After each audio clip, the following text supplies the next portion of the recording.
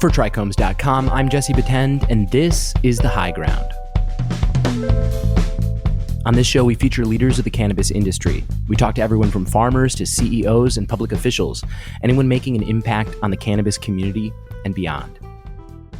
Honestly, how much do you actually think about where your cannabis comes from? Have you ever considered growing yourself? Brian Malin is the CEO and founder of Vital Garden Supply, Vital Grown, and Vital Distribution. Today, he grows cannabis on a commercial scale, and he's also a sought-after expert on organic gardening methods for cannabis farms. But like most people, Brian got to start growing plants at home with a buddy.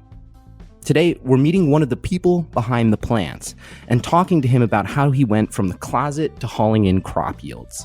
We'll also talk about which cultivars to pick when you're growing commercially, and once you've crossed them, how to come up with a name. I called Brian up to find out more. Brian, thank you so much for joining me. No problem. I appreciate you guys having me and looking forward to chatting. So let's just start with the Vital family of companies. Tell me about your background, how you got started in the cannabis industry, and came to be the founder of Farm. Yeah. Well, it goes back to my interest in cannabis and being young and curious. I picked up a copy of Ed Rosenthal's book. I think it was Ed and Mel Frank book called How to Grow Marijuana. I'm pretty sure it was the name of the book. And, that was my original guide. I was going to college in West Virginia at the time and was interested in, growing my own and like seeing higher quality cannabis. Because, back in those days, like all we really saw as college students and in the East Coast was Mexican brickweed. So being exposed to High Times magazine opened my eyes to realize that there's something better out there. So, I set my journey at a young age, and one of my friends ordered some seeds from Neville from Holland, and they took several months to get there. And I remember the day he called me and said, "Hey, my seeds came in the mail."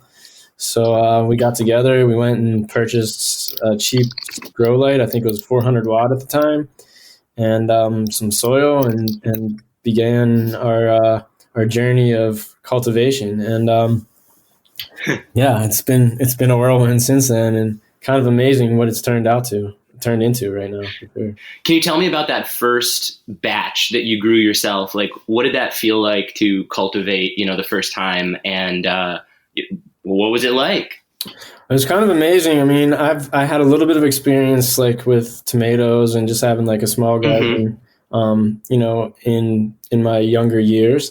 But I definitely got more interested in plants just after evolving. I've been vegan and a vegetarian around the same time I started growing cannabis. So like I kind of was enlightened, so to speak. So I had my friend who we actually grew together. He had a degree, or he was getting a degree in horticulture. So he had a little bit more plant knowledge than me at the time. So I kind of followed his lead, amongst like checking with the book and checking in High Times magazine and just like went over there every day and like watched the growth and it was kind of a slow process. We didn't have real powerful lights. We didn't really know about fancy fertilizers. I think I remember actually we ordered our first our fertilizer from Peaceful Valley Garden Supply, which coincidentally is in the same town that I live in here in Grass Valley. I actually live in Nevada City, but Grass Valley is our sister town, which we touch, and that's where Peaceful Valley is. And they were a good resource for us back in the late 80s, and they're still a relevant company, which is kind of amazing. Wow. But yeah, like seeing the process the first time was like a science experiment. And then like after we were actually able to pick it, dry it and harvest it and then smoke it, we were just like, whoa, it's pretty amazing. And then it kind of just set me on this path and journey to, continue to try to perfect my craft in growing, see what other potential quality qualities we can pull out in cannabis, trying different seeds, different clones. It started to escalate pretty quick from that point. And then, 30 something years later, here we are. And I help consult on some pretty large scale facilities. I've written SOPs for 300 plus thousand square foot organic sites. I've also consulted on 40 plus acre cannabis facilities in Arizona. And I feel like I really understand the plant well. Obviously, we're all always learning. But I've also learned that there's an organic solution to every problem, and there's no need to use chemicals to grow cannabis. Yeah, and I want to ask you a little bit about that. But real quick, you mentioned like High Times and that book about growing cannabis. And I'm curious, just like as somebody who was interested in growing in those early days, how important was the media about cannabis that was available? It sounds like without those magazines, what would getting information or learning about growing or getting like actual facts about the plant that wasn't propaganda look like in those days? What was the culture, Well, I mean, there wasn't much of a culture really, especially in West Virginia. I mean, maybe in Northern California, up in Humboldt and Mendo, there was in the 80s for sure, but I wasn't exposed to it yet at that point. I was just like a young college kid trying to figure out where I fit into the world and did some self-exploration, did a little bit of traveling, went to some Grateful Dead concerts and, was exposed to like a whole different world. Met some Jamaican people, was really impressed with the Rastafarian movement and like the whole approach to like living life in a natural way. And, things just started to line up and it seemed like that was the path that, I was meant to follow. And so tell me a little bit about the farm and your guys' setup. You mentioned that organic growing is important for you. What do you guys do differently than maybe some of the other companies? Well, yeah, let me tell you a little bit about the farm. It's a 24-acre farm in Willits in Mendocino County. My brother-in-law is head of cultivation, and we're partners. And then we have another group of partners that is, our team for this whole Vital family, so to speak. But Mateo is his name. He runs the farm up there. Me and him communicate quite a bit. We, our approach is as holistic and organic as it gets, especially coming from the supply side, Vital Garden Supply. We manufacture about 15 to 18 different organic fertilizer and amendments, including soil. So the whole farm is basically proving the concept of the Vital Garden Supply product line, which we already know works well. Just based upon all of our years of experience and our customers' feedback. So, I think our approach at the farm is similar to other organic minded growers, but being the fact that, we own Vital Garden Supply, and that's been my background is manufacturing products to help grow cannabis the most efficient way. I think our approach is cool because I like to combine the beneficial microorganisms with organic NPK and minerals. So, what that means is instead of using synthetic and salt-based fertilizers, we only use organic fertilizers that are either plant or animal-based, mainly fish. And then the beneficial microbiology part is really important, and we're big on compost tea and compost extracts and making sure that our products and our ingredients in our soil have active microbial population. And broadly speaking, for people that don't know, what does that kind of do for a plant? Okay, so from my many years of experience and feedback as well, and also just kind of understanding the natural world. I mean, plants thrive when you put them in their most natural environment. So, I think it's important to realize that the cannabis plant has been cultivated in many different ways, shapes, and forms, but in reality, it's natural, and it's a plant that thrives in nature. So to be able to mimic natural soil, organic inputs, and microbiology in a perfect world, soil was going to have all that. Probably way back in the day when cannabis was first discovered on King Solomon's grave. The soil was probably richer, and it probably had more of a microbial content, and it probably wasn't in need of being fertilized or rebuilt, so to speak. So the approach is, okay, plants need NPK, and they need minerals, and they need the right environment. And so, foundation is having a good medium, which is the soil. And our soil has nothing but premium ingredients, premium worm castings, humus, compost, bat guano, glacial rock powder, coconut husk, peat moss, strictly natural things that plants love. And that's the foundation. So in that soil mix with worm castings and compost and humus, there's microbiology. So our approach is the fertilizers that we use serve multiple purposes. It actually feeds the plant, but it also feeds the microorganisms in the soil. So you could grow your microbial population exponentially by feeding the microorganisms properly, instead of putting salt or synthetic fertilizers in your soil and killing a portion of the population. So we're growing microbes to help break down the NPK. NPK is nitrogen, potassium, and phosphorus. So NPK are the building blocks of what actually makes plants grow. So microbes help make those more available to plants, minerals as well. So the microbes eat the minerals and poop it out and make it one step easier and closer to the plant to be able to digest it or assimilate it. So after wrapping my head around this and seeing all different approaches, and I've learned quite a bit from Elaine Ingham from the Soil Food Web. She's definitely been a guru to me and to our whole team.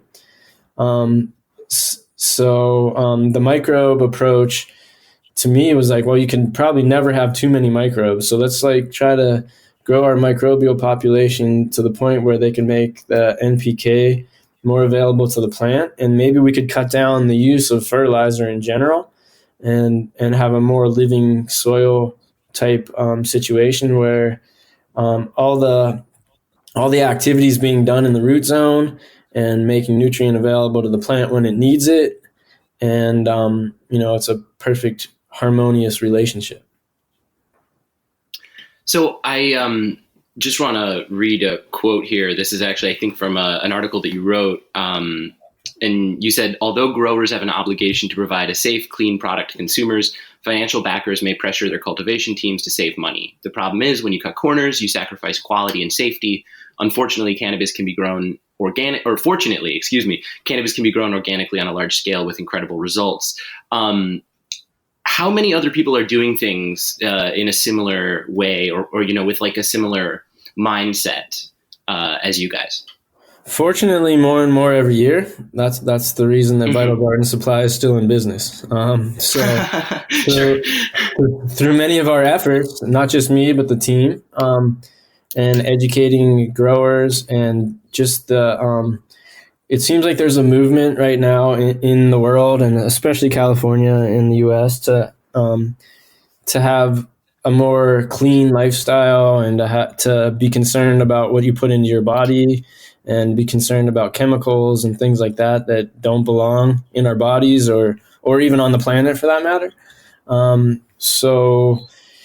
I forget what the point I was getting at, but knowing that there's organic ingredients to me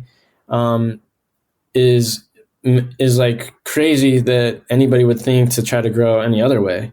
There is a philosophy that growing organically costs more, but the healthcare system costs way more than any sort of ingredient to grow plants. So the way I see it is like I'd rather, it goes back to kind of like how you treat yourself and what you eat. Like I'd rather spend the money at the grocery store than in the doctor's office. So I'd rather spend money on ingredients that are gonna like be organic and bring out the natural flavors and natural terpenes of the cannabis. So the flower looks better, tastes better, smells better, and quite factually is better because it doesn't consist of any contaminants. It doesn't have any buildup of any heavy metals that could have potentially been in synthetic fertilizers. There's not issues of pesticides being there, chemicals. I mean, cannabis is an accumulator plant, so whatever you put in, you actually get out. So not only good energy, but bad energy. So if you use, some heavy metal laced fertilizer, the flower is going to show that in the testing, and that's definitely not a good thing for humans. And you mentioned that you've actually converted other farmers to your sort of way of thinking. Is that right? Yeah, quite a bit. Like I said, Vital Garden Supply's continuing business and success is based on the world's acceptance of this approach. So, slight change of subject, but I wanted to ask you a couple just sort of like general questions about starting a business where, the idea is to make profit from something that you're growing, specifically in this case, cannabis, but like, when you're starting a cannabis farm, how do you think about which strains to select? How do you go about, choosing those first strains to start with? Well, I mean, to be honest, I mean, there's a learning curve there. There's a lot of different things that go into making the decisions on the strains that you choose to grow. One thing I do recommend for farms in general is doing, quite a bit of testing, because not every strain grows well in every environment. We've definitely learned that, the last couple of years at our farm. Certain strains have done better for us at our farm than we've seen at other farms, and vice versa. So, based upon your proximity to the coast or the temperatures, there's so many different things that go into what helps a plant thrive genetically. And my recommendation to anyone considering is, don't invest all your eggs into one strain. As you're like learning your property and you're learning your technique, you should also be, looking out for strains that thrive under the conditions that you have. And, that's definitely a learning process, and it doesn't happen overnight. And I guess it kind of depends on the business, but, in some cases it seems like farms have almost like a constant variety, and they're coming out with a new cross or a new batch sort of all the time. And then others sometimes seem to perhaps figure out like a rotation of 5, 6, 7, 8 strains that they know they can grow well and effectively. I don't know. Is there any like thought that goes into the approach go ahead. I think I know what you're getting at. In a perfect world, everyone's like, oh, I want to grow the hottest strains that are like, what people are talking about, like the runts and the, Skittles and the strains that everybody's like talking about on the internet, and that there's hype, the rapper weed and like the popular fad, related strains. And that's cool and has its place. But, from my perspective is, like I said, not all of those thrive in the same conditions. Like our farm is from the sun, like we do light dep and we do full season, and some strains that grow indoors don't do as well outdoors, or some strains that work better for light dep don't do as well long term. So these are things that we've learned over the years, because like we've been attracted to certain strains, like, holy heck, we want to grow this strain because everybody and their mother is talking about it, and we know we'll be able to sell it when it's done. But if it doesn't thrive in your environment and you only get a percentage of what you were hoping to get as your yield, then it could work against you. So this goes back to what I was saying a little bit earlier, like, don't put all your eggs in one basket. Try to, have a approach with the mindset that, if this strain works, then we can grow more of it. But if it doesn't, then you need to be open to, picking genetics that works in your environment. Indoors gives a lot of people more, ability to control the environment and make it exactly how the strain's, meant to be grown or was bred to be grown. Whereas, with the outdoor environment, we kind of have to be at the mercy of what the plant appreciates about Mother Nature, So some strains that take longer to flower aren't necessarily as desirable to grow outdoors. Some strains that require different, temperature variations may not. Plants that are sensitive to heat aren't going to do well in a place that has 110-degree days in the summer. So there's a lot to consider. That the whole genetic question it's a good one, but there's multi dimensions to it, and Sure. It's really something that I actually put a post up yesterday about it. Something I really I really like to see is other growers that grow the same strains and compare how the flower looks or tastes, smells, tests in general in different regions, because something that does well at our Mendocino farm may not do well in Nevada County where it's hot and dry, or vice versa. So that's something that's really interesting to me, is to, like, as our industry is now above board and we have like platforms to be able to like do testing and like scientific approach to learn what strains do best in what zones is going to be the next set of knowledge and skill set that people in our industry are going to gain. Right now, it's, there's a little bit of gamble in it. That's fascinating. Yeah, it sounds like there's a lot of trial and error. And I wonder, like, when it comes to playing around with crossing strains, hoping to maybe get a specific medicinal effect or something like that, is that something that you guys do that interests you, or are you focused on kind of producing what works? We actually have done a little bit of a little bit of breeding, just because we are working towards getting a little bit more, dialing in our genetics to be more fine-tuned to our brand and to our site.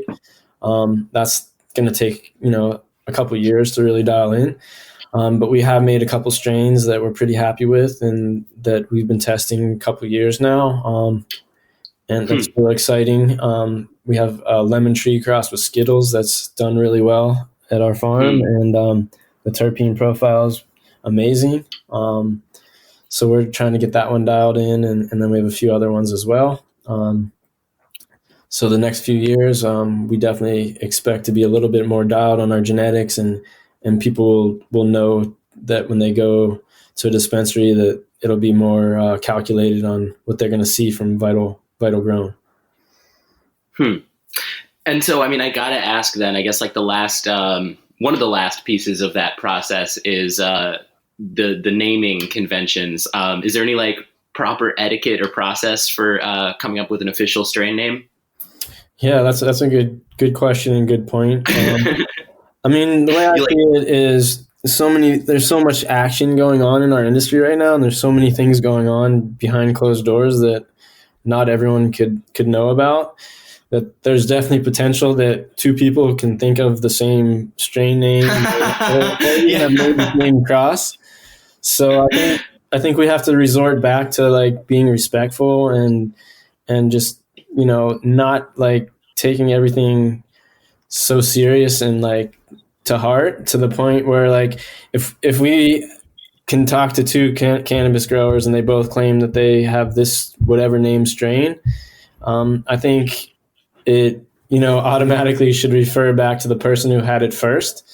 And we all, as a community and as a group, should like be able to agree to that. If say DNA genetics had the kosher kush before somebody else grew it, then there's got to be some sort of documentation where we could find out exactly when this name began and when the cultivar began being grown. And then everyone just needs to be reasonable, because it's going to happen. It has happened. I think there's already been a few internet wars, and hopefully not any more than that over it. But I think we all just need to be respectful of each other. And if I find out somebody else named Lemon Skittles before me, then we're gonna have to come up with a different name, and it is what it is. So let's all be human in this, and be fair, and be mindful of looking out for each other in general. But that's a tricky one right there for sure. Yeah, definitely. Well, it's fun too. I think like one of my favorite conventions is when it feels like the name is like a Digimon or something like that. Like they just took the two words and smashed them together to create a new hybrid word. Like, I don't know. The only one I can think of right now is like ice cream cake, I think is like wedding crasher or wedding cake and gelato or something. So it's like, yeah, okay, ice cream cake. That makes perfect sense. For sure. But there is some creativity and fun in that. I did not, it makes perfect sense that there's also rivalries and wars. But no, I hope that you guys have good luck finding an original name, because Lord knows no matter what you're doing, it's always hard to find something that no one else has thought of. For sure.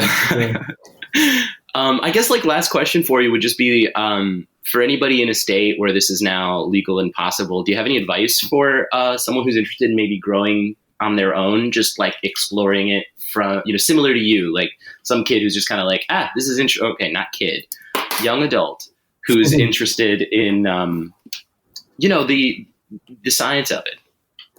Well, shoot, right now it's so much like if I was that 18-year-old kid or young adult that was starting right now, it's like a whole different ball game. Like you click on your phone or your computer and there's like a plethora of choices to like where to get your information, and the amount of books and publications that are out there are there's a lot of really good ones. Like I highly recommend Ed Rosenthal, Jorge Cervantes, people like that have been pioneering this cannabis, culture and growing for decades. Those guys have experience and they've done a good job to like educate people. But there's also so much like new information that's always coming out, and between just like following the right growers on Instagram or getting on different blogs or checking different YouTube videos, my most advice to anybody is if you're going to grow your own, you might as well do the best job you can. You probably want to do it organically, since you're not necessarily like growing for a profit or to meet a bottom line. So why not, go the extra mile and put out a product that you're going to be proud of, that you're going to be wanting to ingest, that you're going to be proud to share with your friends and family. Other than that, I definitely encourage people to, do trial and error and learn from, experience, but do it with an organic mindset. Awesome. Brian Malin is the founder and CEO of Vital Garden Supply, Vital Grown, and Vital Distribution. Brian, thank you so much for joining me. No problem. I appreciate it. Thank you. You can find more cannabis industry reporting at TRICHOMES.com, as well as more great shows like this one. If you're a member of the cannabis community and you have a story you want to share with us, reach out. You can reach the show at highground@trichomes.com. Please take a second to subscribe to the podcast and write a review. It really helps others find the show. You can also join the discussion with industry insiders and get your voice heard by joining the community at trichomes.com and following us on all social media. The show is produced by David Fortin. I'm Jesse Betend, and thank you for listening.